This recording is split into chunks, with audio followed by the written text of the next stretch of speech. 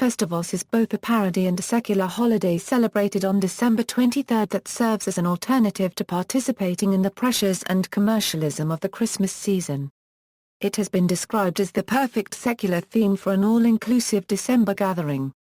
Originally a family tradition of scriptwriter Dan O'Keefe, who worked on the American sitcom Seinfeld, Festivus entered popular culture after it was made the focus of the 1997 episode The Strike.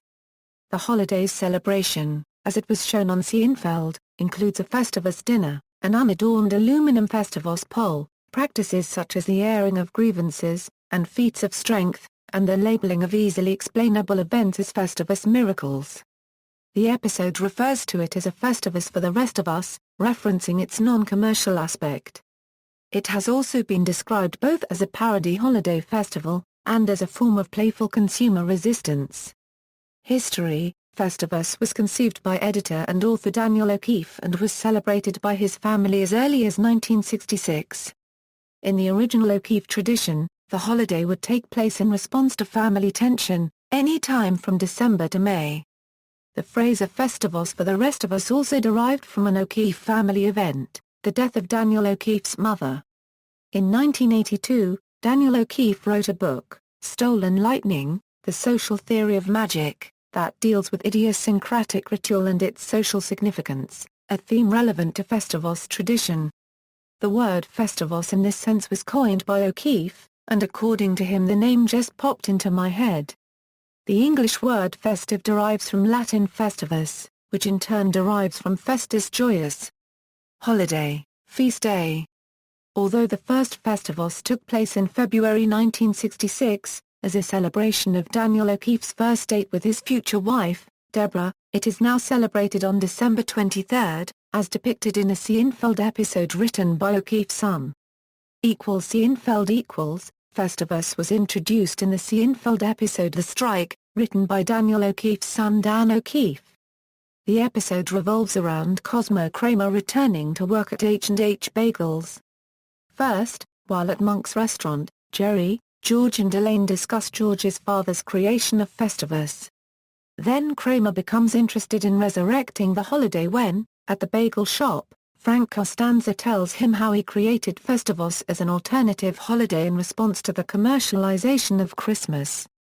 Frank Costanza's son, George, creates donation cards for a fake charity called the Human Fund in lieu of having to give off his Christmas presents. When his boss, Mr. Kruger, questions George about a $20,000 check he gave George to donate to the Human Fund as a corporate donation, George hastily concocts the excuse that he made up the Human Fund because he feared persecution for his beliefs for not celebrating Christmas, but celebrating Festivus. Attempting to call his bluff, Kruger goes home with George to see Festivus in action. Kramer eventually goes back on strike from his bagel vendor job when his manager tells him he cannot have time off for his newfound holiday. Kramer is then seen on the sidewalk picketing H&H Bagels, carrying a sign reading Festivus yes, Bagels no, and chanting to anyone passing the store, "Hey! No bagel, no bagel, no bagel." Finally, at Frank's house in Queens, Jerry, Elaine, Kramer and George gather to celebrate Festivus. George brings Kruger to prove to him that Festivus is real. Customary practices. The holiday, as portrayed in the Seinfeld episode, includes practices such as the airing of grievances, which occurs during the Festivus meal and in which each person tells everyone else all the ways they have disappointed them over the past year. After the meal, the feats of strength are performed, involving wrestling the head of the household to the floor, with the holiday ending only if the head of the household is actually pinned. Festivus pole equals. In the episode, the tradition of Festivus begins with an aluminum pole. Frank Costanza cites its very high strength-to-weight ratio as appealing. During Festivus, the pole is displayed unadorned. According to Frank, "I find tinsel distracting." Dan O'Keefe credits fellow Seinfeld writer Jeff Schaffer with introducing the concept. The aluminum pole was not part of the original O'Keefe family celebration, which centered around putting a clock in a bag and nailing it to a wall. The Festivus pole used in the Seinfeld episode was an 8-foot tall, 1.5-inch interior diameter, a Euro OE Schedule 80, a Euro aluminum, a Euro OS speed reel, a Euro that came from a storage location under the audience bleachers. Festivus dinner equals. In the strike, a celebratory dinner is shown on the evening of Festivus prior to the Feats of Strength and during the airing of Grievances. The on-air meal shows Estelle Costanza serving a sliced reddish-colored meatloaf-shaped food on a bed of lettuce.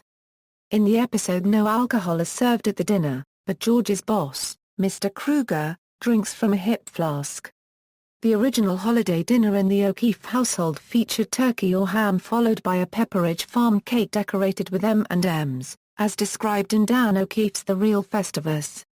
Airing of Grievances equals. The celebration of Festivus begins with the airing of Grievances, which takes place immediately after the Festivus dinner has been served. It consists of each person lashing out at others in the world about how they have been disappointed in the past year.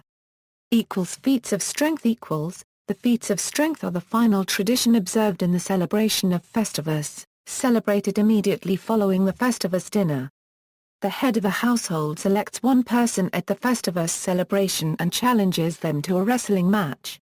Tradition states Festivus is not over until the head of the household is pinned. In the strike, however, Kramer manages to circumvent the rule by creating an excuse to leave. The feats of strength are mentioned twice in the episode before they actually take place.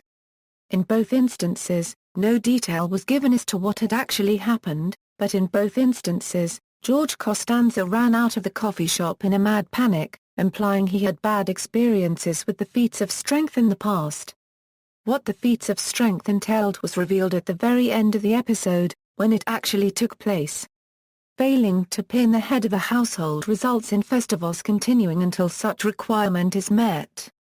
Festivus miracles equals. Cosmo Kramer twice declares a Festivus miracle during the Festivus celebration in the Costanza household. It is the character Kramer that actually causes the occurrence of two miracles by inviting two off-track betting bookies to dinner with Elaine, and by causing Jerry's girlfriend Gwen to believe that Jerry was cheating on her. Dan O'Keefe has said Festivus miracle was something his own father used to say, which he actually recalled as writer David Mandel pitched it for the episode. Wider adoption. Some people, most of them inspired by the Seinfeld episode, subsequently began to celebrate the holiday with varying degrees of seriousness. Alan Sorkin's 2005 book Festivus, The Holiday for the Rest of Us chronicles the early adoption of Festivus. Rabbi Joshua Eli Plott's book A Kosher Christmas, 'Tis the Season to be Jewish references Festivus, along with hybrid holidays such as Chrismukkah. Released in 2015, Festivus. The book, A Complete Guide to the Holiday for the Rest of Us, effectively demonstrates how the holiday continues to be celebrated by people worldwide. In 2000, Baltimore Ravens head coach Brian Billick would not allow his NFL football team's players to discuss the possibility of competing in that season's Super Bowl. Instead, he and the rest of the Ravens players and staff referred to the NFL playoffs as Festivus, and the Super Bowl as Festivus Maximus. In 2005, Wisconsin Governor Jim Doyle was declared Governor Festivus, and during the holiday season displayed a Festivus pole in the family room of the executive residence in Madison, Wisconsin. Governor Doyle's 2005 Festivus pole is now part of the collection of the Wisconsin Historical Museum. In 2010, a CNN story featuring Jerry Stiller detailed the increasing popularity of the holiday, including U.S. Representative Eric Cantor's Festivus fundraiser, and the Christian Science Monitor reported that Festivus was a top trend on Twitter that year.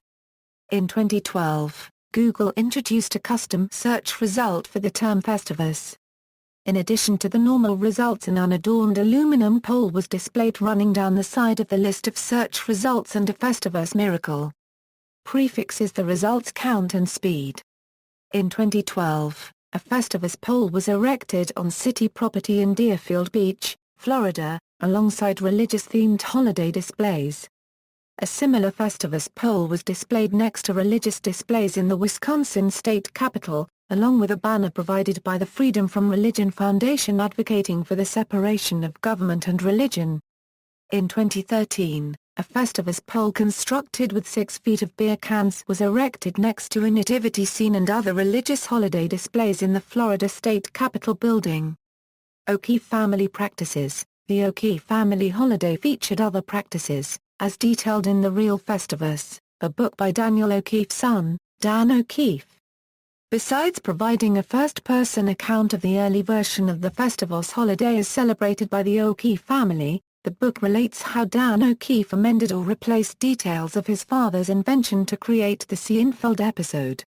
Festivus clock equals. In a 2013 CNN segment on the origins of Festivus, O'Keefe spoke about the real-life experiences related to the holiday. O'Keefe's father, who originated some of the now recognized Festivus traditions, used a clock, not an aluminum pole. O'Keefe told CNN, "The real symbol of the holiday was a clock that my dad put in a bag and nailed to the wall every year. I don't know why, I don't know what it means, he would never tell me. He would always say, 'That's not for you to know.' See also, Buy Nothing Christmas, Buy Nothing Day, What Would Jesus Buy?" A 2007 documentary. References. External links, festivusweep.com, Festivus quotes and the script from the strike, Origins of Festivus.